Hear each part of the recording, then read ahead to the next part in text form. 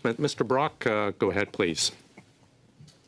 Thank you, Chair. And I'm going to be directing questions to you, Mr. Abo, if I'm pronouncing your name correctly. I understand that your real estate firm is currently the listing agent of 550 Park Avenue, Unit 12E, the existing Consul General premises. And I also understand that you played a part in the purchase of 57th Street. Is that accurate? Thank you for the question.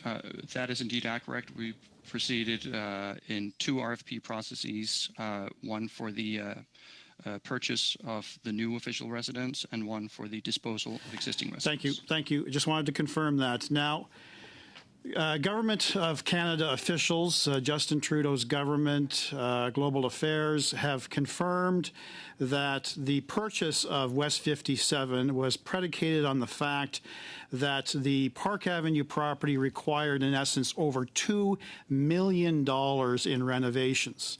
That it was originally purchased in 1961. It had renovations completed in 1982. And it was good enough for 19 previous consul generals, except for Tom Clark, who wanted a different location, and was granted that. Now, I think it's disingenuous, and I think it's actually a lie to Canadians when Justin Trudeau and his government are claiming that this property was essentially a fixer-upper. I think that could be the furthest from the truth, and I'm going to quote from your listing page for Park Avenue. A perfect example of the grand golden age apartments of the 1920s. This masterpiece is full of volume, scale, and ideal circulation. A great room with 11-foot ceilings and large windows that frame exposures to the north and east invite you into the heart of the home, while the adjacent dining room could comfortably host down a dinner of 18. Designed for hospitality, a commercial kitchen and a butler's pantry are further complemented by direct access to a separate staff office and storage room, as well as in-unit laundry, a den library just off the entrance gallery, as well as a powder room complete the northern wing. Along the southern corridor, 4 bedrooms, all with ensuite bathrooms and walk-in closets, and 2 with corner exposures, offer privacy and comfort. With its high ceilings, large windows, herringbone walnut floors, and ample storage throughout, this residence offers the perfect framework for generation living and is truly a space to behold. That, sir, is your listing. That is hardly indicative of a New York City condo adjacent to Billionaires Row that demands $2 million worth of renovations. Would you agree with that?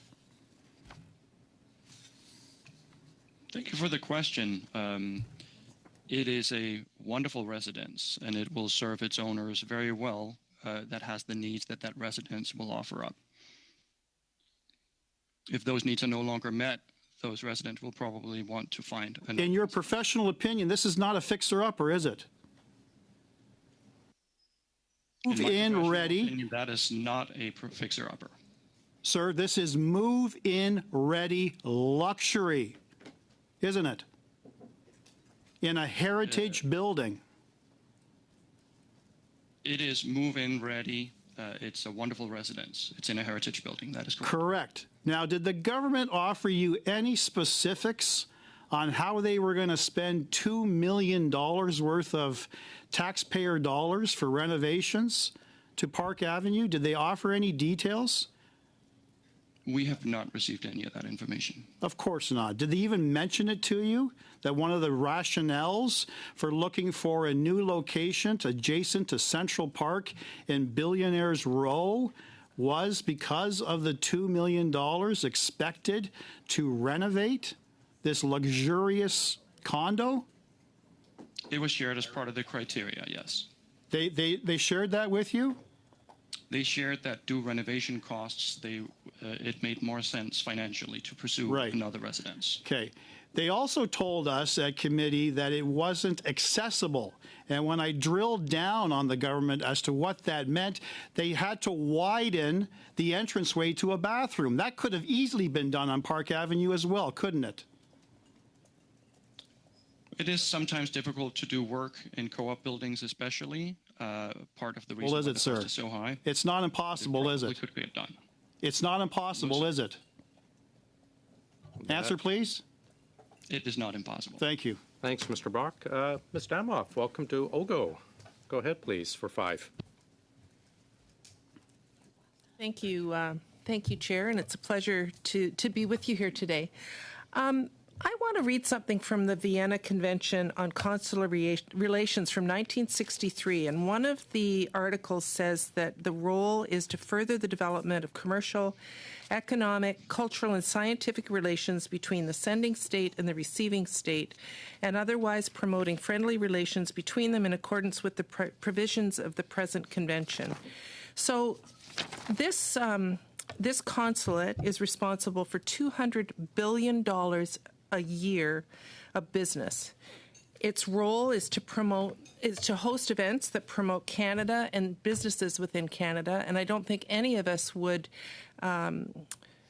sneeze at $200 billion a year of business that's being generated through this consulate for Canada. That's a significant amount of money. And to portray this residence as simply a residence and not a residence and a place of business is misleading. You know, in 2021, we passed the Accessible Canada Act. Now, accessibility in these residences around the world should not have to be legislated. It should be the right thing to do. But the fact is that we need to make these residents accessible to people with disabilities, and to ignore that fact. And I would argue changing a doorway in a heritage building is not as straightforward as the Conservative members would lead people to believe, especially in a condo building. So, you know, the Conservatives bought this the previous residence under Mr. Diefenbaker in 1961, and oddly enough, under 2 Conservative prime ministers, Prime Minister Mulroney and Prime Minister Harper, they felt the need that it was important to have someone in New York conducting business for Canada. And all of the sudden, they're trying to portray this as a political decision that somehow we're wasting taxpayers' dollars. I would say at $200 billion a year, it's a good deal for Canadians to have someone there who's representing our interests. And I would challenge any Conservative to say why Mr. Mulroney, Mr. Harper, and even Mr. Diefenbaker felt that it was important to have this kind of representation in New York City. I have a question for Mr. Miller. You have talked about the need for appraisals to be for neutrality in valuations, and the need to not have politics involved when you're doing that. I wonder if you could speak to that a little bit, please. Thank you so much for the question. I'd be happy to. Neutrality in valuation, for example, our firm does a tremendous amount of matrimonial work between parties, and we're actually hired by both parties because we take the neutrality position very seriously. And neutrality essentially means that any appearance of non-neutrality would appear to, the appearance of favoring one party over another is toxic or poison for the credibility of the final valuation. We found that, over our experience, that has resulted in much better outcomes for the parties if the person providing the valuation is not influenced or pressured by either party. And Mr. Abo, just briefly, because I only have a minute left, you went through, and we've heard some of the requirements that the Government of Canada needed for this property, including accessibility, but there are many other ones. I suspect that narrows down the availability of residences significantly. I wonder if you could talk about that, and also whether you feel the Government of Canada made a good decision in selling the previous property because it didn't meet those guidelines and required significant repairs, and purchasing the property that we did purchase in New York City. in about 20 seconds. Thank you for the question. So briefly said, as we talked about earlier, there were 39 properties that we were able to find for consideration in the entire region or sphere of influence that the Canadian government decided to be in. 39. That's not a lot in, tens of thousands of apartments available in the area. So it was not easy to find, but I think they were very successful in their final decision. And when it comes to whether or not it was a wise decision to dispose of the current residents, we believe now is a good time for that, and we're happy to participate in it. So we think both decisions were smart moves driven by criteria already set by the Global Affairs. Thanks very much. Mrs. Vignola, please. Merci, Monsieur le Président. Thank you, Chair. Mr. Miller. What seems striking here in all of this for people is the figure, or rather the name, Billionaires Row. It's a very striking image, and that's where the apartment is located. I can only imagine there are other places in New York that could be called Billionaires Row. The name might be more attractive. But is there a bit of everything in this area, or it's really an area where there is an immense number of rich people with regard to other areas in New York?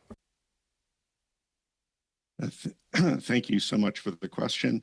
The answer is, and I believe Mr. Abo mentioned it as well, that there's quite a diverse mix of residential properties in the area. It is primarily a commercial district that has seen an influx of development, especially after the financial crisis, where we saw, really, we're talking about 8 or 9 super talls that were constructed post stock. Prior to that is not that type of property at all. Et j'imagine que... And I imagine that if it was called Crappy Row, nobody would move there, right? Thank you for the question. The phrasing Billionaires Row is a marketing term, something that Manhattan or New York real estate is well known for.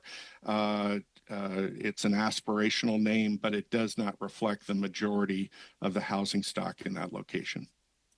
Merci. Thank you, Mr. Miller. Thank you, Mr. Abo. Mr. Chair, I yield the floor. Thanks very much. Mr. Bachrach, go ahead, please. Thank you, Mr. Chair. And for Mr. Abo, you were fairly intimately involved in this transaction, advising Global Affairs and looking at other properties, talking to them about their requirements. At any point, did you have any interaction with Mr. Clark, the Consul General? Thank you for the question. During the process of selecting, sourcing, visiting, and reviewing from 39 properties down to 21, down to 4, down to 2, down to 1. I did not meet with anyone from Mr. Clark's office. Once the selection had been made, several individuals from Mission, including Mr. Clark, came to tour the property as part of, I would believe, a final vetting of some sort. But this was after the decision had already been made that they were going to proceed with that property. Okay, thanks for that. And turning to the former property that Global Affairs owns and has listed on the market, are you familiar with that property? Yes, I am familiar. And perhaps this is a question for Mr. Miller, who's a little bit less closely tied to these transactions.